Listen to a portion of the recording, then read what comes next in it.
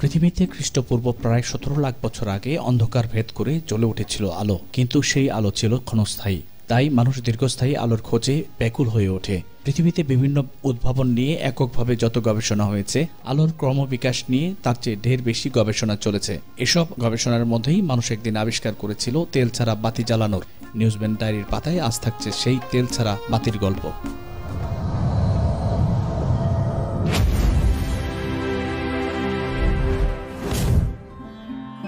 অন্ধকার যুগেই আলোর সূচনা করেছিলেন আদিপুরুষরা। প্রথমে দিনে সূর্য, রাতে চন্দ্র ছিল আলোর উৎস।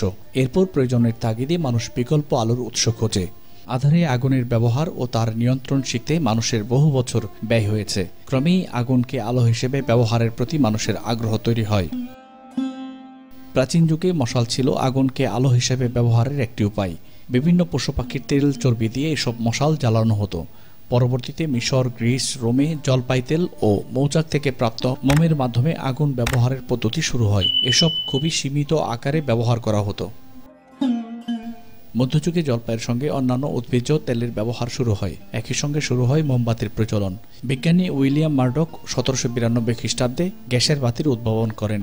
১৮০৭ খ্রিস্টাব্দ থেকে লন্ডনে এই গ্যাসের বাতির ব্যবহার শুরু হয়। ১৮৭৯ সালে বিজ্ঞানী টমাস আলভা এডিসন কার্যকরী বৈদ্যুতিক বাতির আবিষ্কার করেন।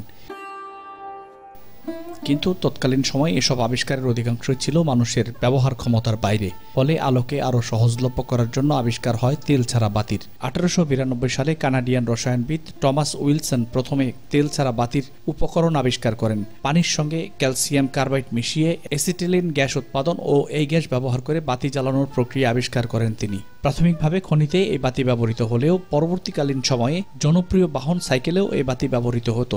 বাড়িঘরেও তেল ছাড়া বাতির প্রচলন হয়েছিল, কারণ অ্যাসিটিলিন বাতির আলো ছিল অন্যান্য বাতির তুলনায় বেশ উজ্জ্বল। তবে বেশি দিন এ বাতি মানুষের ঘরে আলো জ্বালাতে পারেনি। ১৯৩২ সালে মোয়েকা কয়লা খনিতে মিথেন গ্যাসের বিস্ফোরণে মৃত্যু হয় ৫৪ কয়লা শ্রমিকের। বিস্ফোরণের কারণ ছিল কয়লা শ্রমিকদের ব্যবহৃত কার্বাইড ল্যাম্প। আর এরপর থেকেই কমতে থাকে এ বাতির জনপ্রিয়তা। ৪০ বছর তেল ছাড়া বাতির জনপ্রিয়তা ছিল তুঙ্গে। তবে জনপ্রিয়তার চেয়ে বেশি গুরুত্বপূর্ণ ছিল এই আবিষ্কার, যা মানুষকে আলোর আরও কাছাকাছি আসার সুযোগ করে দিয়েছিল। আপনার চিন্তার খাতা নিউজব্যান্ড ডায়েরি। এমন আরও তথ্য পেতে চ্যানেলটিকে সাবস্ক্রাইব করে রাখুন।